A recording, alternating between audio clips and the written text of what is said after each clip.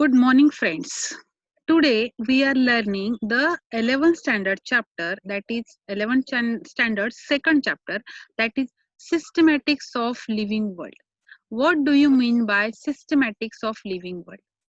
आपल्याला माहिती आहे की आपण फर्स्ट स्टँडर्ड मध्ये लिव्हिंग ऑर्गॅनिझम्स म्हणजे काय याचा अभ्यास आपण केलेला आहे. लिव्हिंग ऑर्गॅनिझम्स म्हणजे काय की सजीव, बरोबर आहे. तर आज आपल्याला सजीव म्हणजे काय, त्यांचे बेसिक कॅरेक्टरिस्टिक्स काय आहेत, हे सगळे मी पहिल्या व्हिडिओमध्ये तुम्हाला शेअर केलेलं आहे.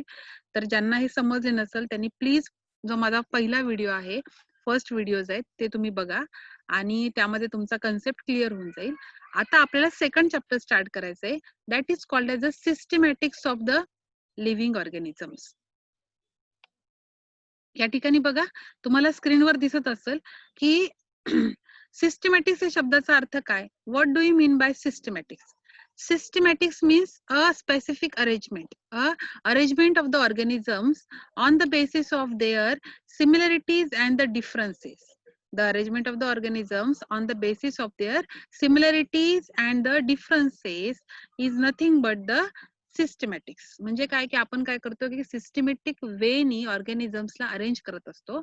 That is a systematic. Systematics is a study of the kind and diversity of the organisms and their comparative evolutionary relationships. ही एक तुमची प्रॉपर डेफिनेशन झाली की सिस्टमॅटिक्स म्हणजे काय. आता आपल्याला बघायचं आहे की बरं मला एक सांगा की आपल्याला काय गरज पडली क्लासिफिकेशन करायची ऑर्गॅनिझम्सच्या.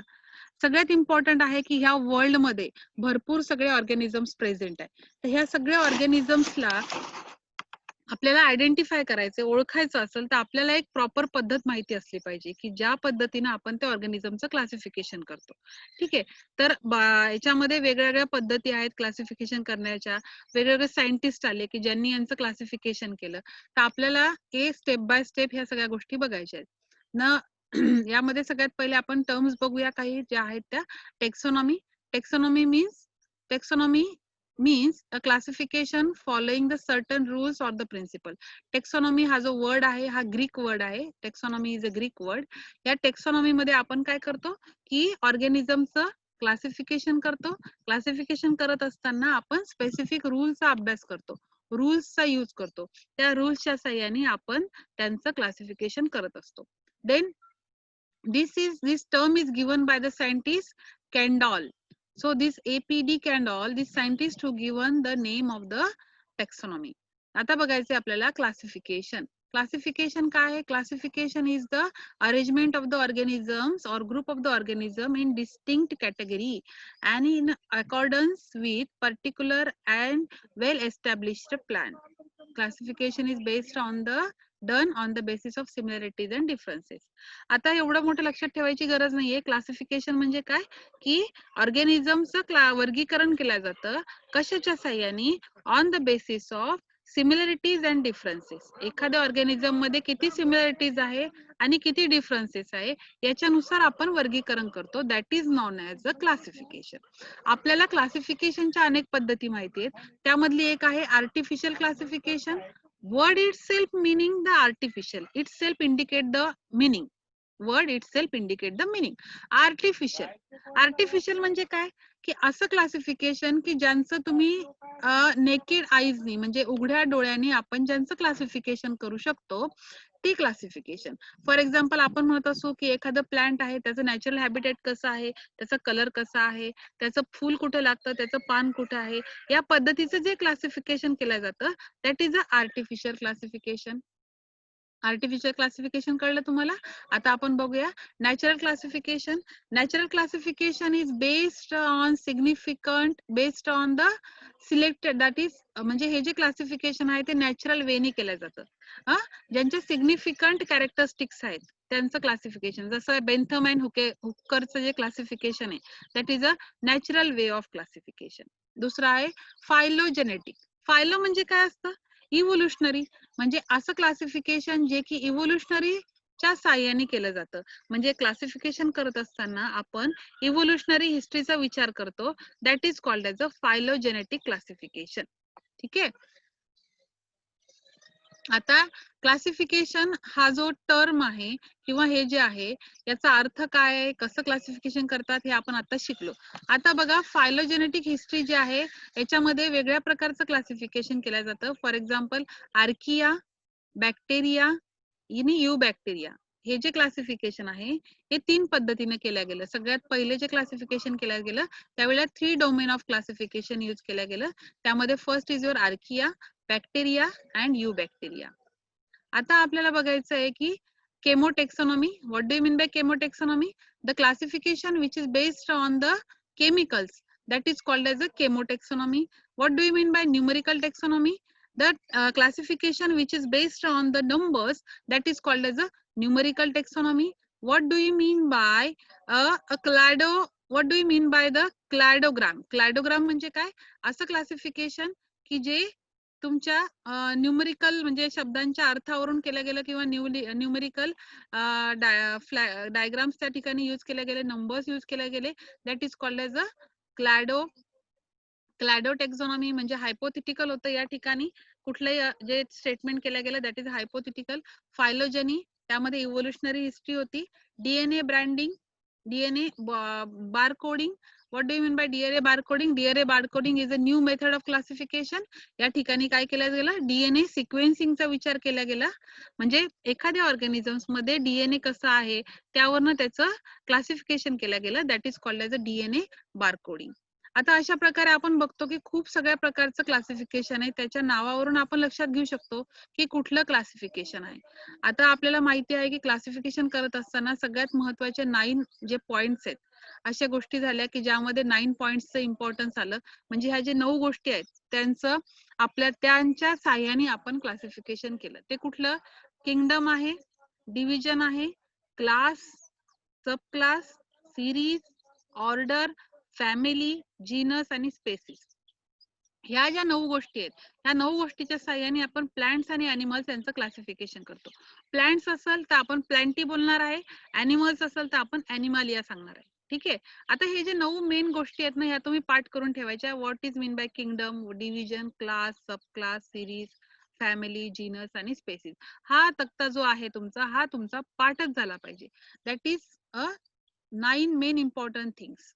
आता आपण बघूया नॉमिनक्लेचर. आपल्याला बघायचंय की नॉमिनक्लेचर. आता गंमत अशी आहे बघा की एवढ्या मोठ्या निसर्गामध्ये खूप मोठे प्राणी आणि वनस्पती प्रेझेंट आहेत. तर ह्या सगळ्यांचं जर क्लासिफिकेशन आपण करायचं म्हटलं तर आपल्याला एक विशिष्ट पद्धत वापरावी लागते. ठीक आहे. त्या पद्धतीमध्ये आपण त्यांचं क्लासिफिकेशन करतो. नॉमिनक्लेचर म्हणजे काय? आपल्या मराठी भाषेत आपण म्हणू शकतो की एखाद्या ऑर्गॅनिझमचं बारसं करणं किंवा एखाद्या ऑर्गॅनिझम्सला आपण त्याचं नाव देतो, प्लांट्स असो वा अॅनिमल्स असो. सो नॉमिनक्लेचर याच्यामध्ये 2 गोष्टी आहेत बघा, कॉमन नेम आणि vernacular name. What do you mean by common name? Common name म्हणजे काय की जे सगळं सर्वसामान्य घेतात, that is called as a common name. जसं आपण मी म्हणत असेल की मॅग्निफेरा इंडिका. मॅग्निफेरा इंडिका असं जेव्हा मी म्हणते तेव्हा जगातल्या प्रत्येकाला याचा अर्थ कळतो. Mangifera means mango and indica means Mangifera indica is a mango. हो की नाही? पण आपल्याला माहितीये की फॉर एक्झाम्पल मराठी लँग्वेज मध्ये आपण आंबा म्हणू शकतो, पण तीच जर आपण आउट ऑफ इंडिया गेलो तर त्या लोकांना आंबा म्हटल्यानंतर काय याचा अर्थ कळणार नाही. सो आता हा मुद्दा क्लिअर करण्यासाठी वेगळ्या वेगळ्या सायंटिस्टनी काय केलं की क्लासिफिकेशन देण्याचा प्रयत्न केला गेला. सायंटिफिक वेने त्यांना नॉमिनक्लेचर केलं. That is done. क्लिअर. त्यामुळं हे कन्फ्युजन दूर झालं आणि आपण काय करू शकतो की आपण यांना व्यवस्थितपणे आयडेंटिफिकेशन करू शकतो. तर आपल्या बुक मध्ये आपण बघतो की काय दिलेलं आहे यामध्ये बघा. यामध्ये दिलेलं आहे की वे ऑफ क्लासिफिकेशन. या ठिकाणी सगळ्यात पहिले आहे vernacular name, common name or the local name. आपल्याला माहिती आहे की व्हर्नॅक्युलर नेम, कॉमन नेम आणि लोकल नेम हे सगळ्यांचं वेगळं वेगळं असतं. एरिया वाईज ते डिफर होतं. पण सायंटिफिक नेम जे आहे ते सायंटिफिक नेम हे त्या एरिया वाईज डिफर होत नाही. सायंटिफिक नेम हे एरिया वाईज डिफर होत नाही. तर सायंटिफिक नेमिंग करत असताना सगळ्यात महत्वाचा सायंटिस्ट येतो, सगळ्यात पहिला scientist, that is the name is Carl Linnaeus. Carl Linnaeus जो आहे, त्या कार्ल लिनियस सायंटिस्टने काय केलं की सगळ्यात पहिलं क्लासिफिकेशन दिलं, that is known as a binomial system of classification. Bi means two, binomial system of classification.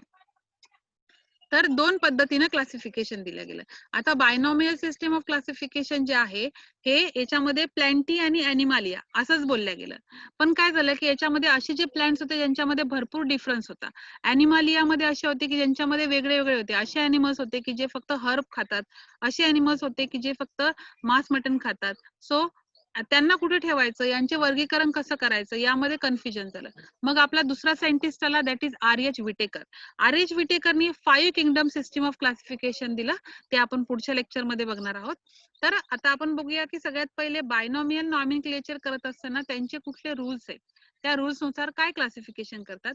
सगळ्यात पहिले हा जो नेम असतो म्हणजे कुठल्याही ऑर्गॅनिझमचं जे नाव दिलं गेलं त्याला दोन पद्धती होत्या. First is Latin name and second is generic name. What do you mean bye Latin and generic name?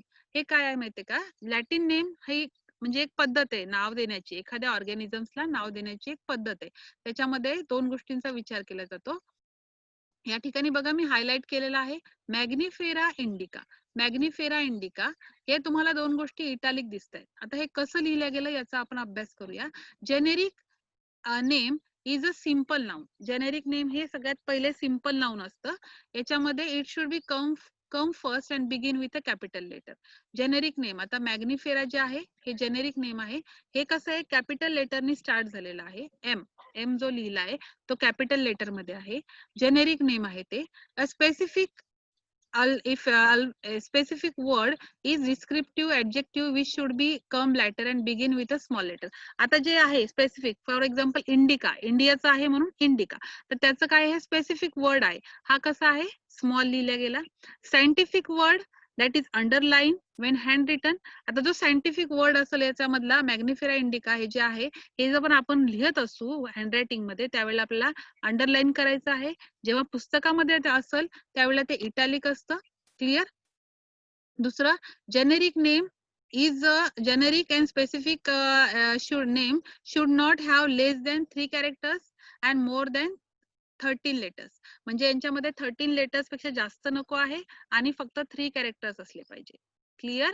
So usually the name of the author whose name a plant and animal is also written in the full or abbreviations from after the scientific name. म्हणजे याचा अर्थ असा आहे की समजा एखाद्या सायंटिस्टनी याची discovery केली.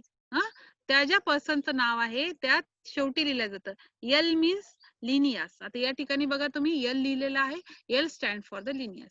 म्हणजे हे झाले तुमचे बायनॉमियल नॉमेनक्लेचरचे रूल. तर या पद्धतीने तुम्हाला याच्यावर क्वेश्चन येऊ शकतो की what do you mean by binomial nomenclature? What are the rules which are followed for the binomial nomenclature? तर तुम्हाला हा लेसन आवडला असेल तर याला प्लीज लाईक करा, शेअर करा आणि सबस्क्राईब करा. याबद्दल तुम्हाला काही अडचण असेल तर मला जरूर कळवा. मी नवीन व्हिडिओ तुमच्यासाठी घेऊन येईल. थँक्यू.